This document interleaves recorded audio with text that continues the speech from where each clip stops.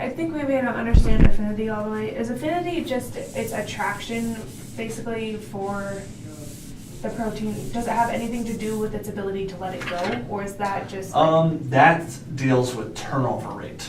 Okay. Turnover rate is like how long it takes him to actually chew it up and then spit it out. Or poop it out, I guess is what you would say. And KM is how much he wants the food. So, you know, you can have your substrate that's box-shaped, and you can have an enzyme active site that's kind of like this, and his affinity isn't probably too great for it. I mean, you can bind in there, but other things can bind in there too. But when you get something that it's like, you know, this is a star-shaped molecule, and there's an enzyme who's got a star-shaped hole for it. That looks nothing like my original star, but ignore that.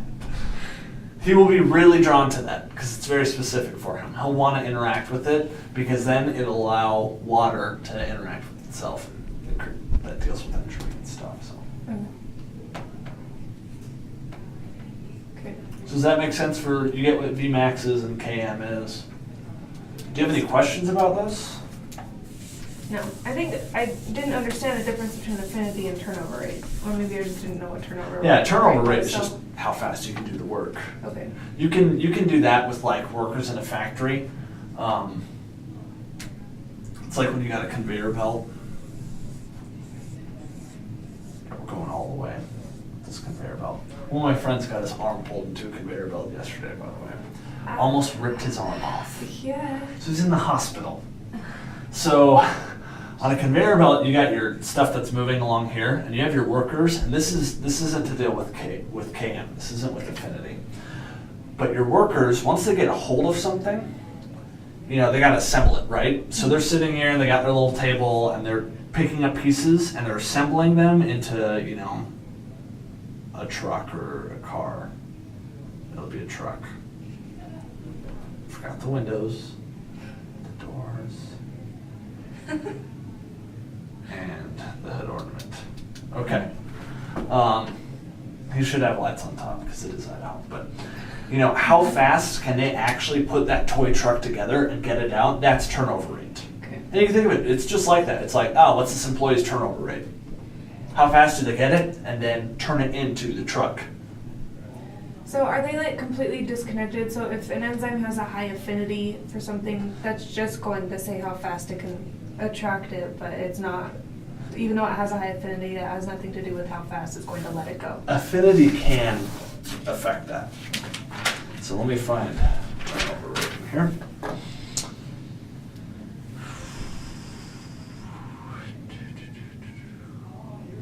KCAT, where is it? There's an equation for it. Oh, what's KCAT? Is that turnover? KCAT is your turnover rate. Okay.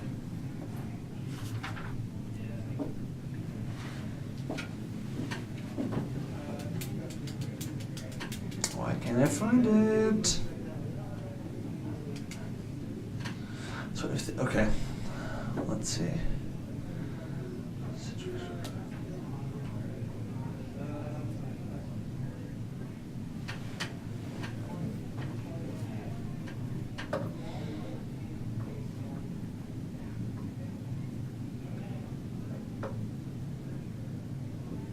Okay, so your KCAT is affected by your rate limiting step. Okay. So let's go into that, or let's keep this up, and I'll show you what's going on. So you write out this equation. You have enzyme plus substrate. That dries it faster, which is why I did it.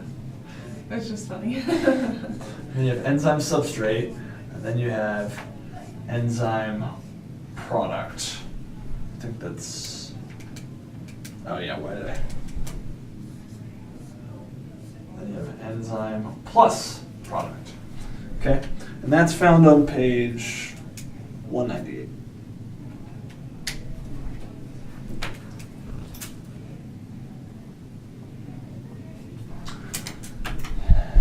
So I don't use this one very often, but I need to see what they're putting here. K1, and that's what, K2? Yeah, K minus 1, K2, K minus 2, K3. So what we're concerned about here is how fast, like I said, how fast can this worker turn this jumble of junk into a toy truck? And that's what we've got here. We've got our enzyme, our worker, and we have our substrate, all of our junk. And so once they get it, once it reaches them, they can start taking it and putting it together, like getting it organized. And that's K1. That's your rate of going this way to this way. And then enzyme to substrate to enzyme and product is when they finally assemble it and it's done assembled. And now they've got the toy truck on their workbench. And that's K2. And then we've got K3, which is when they separate it from themselves and they take it and they put it on the next conveyor belt. And so the KCAT is determined by who's the slowest one. Okay. Because if these were all the same speed, then any of them would be your turnover rate, essentially. Okay.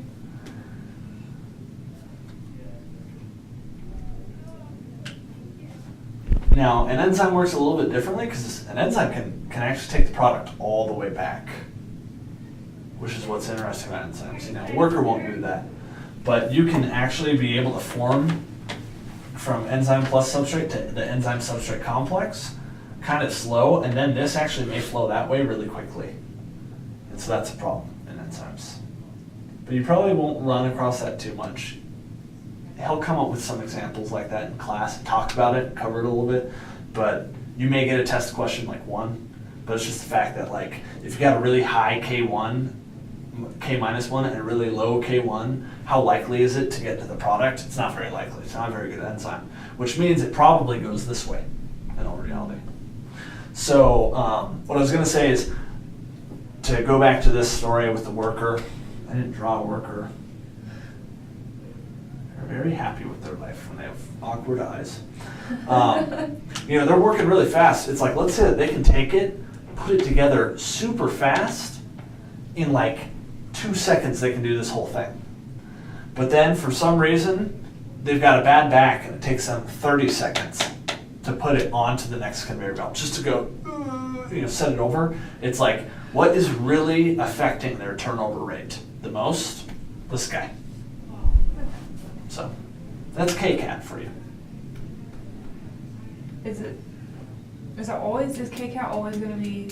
It's decided by your rate limiting step. It can be anywhere. It could be K1 or K2 or K3.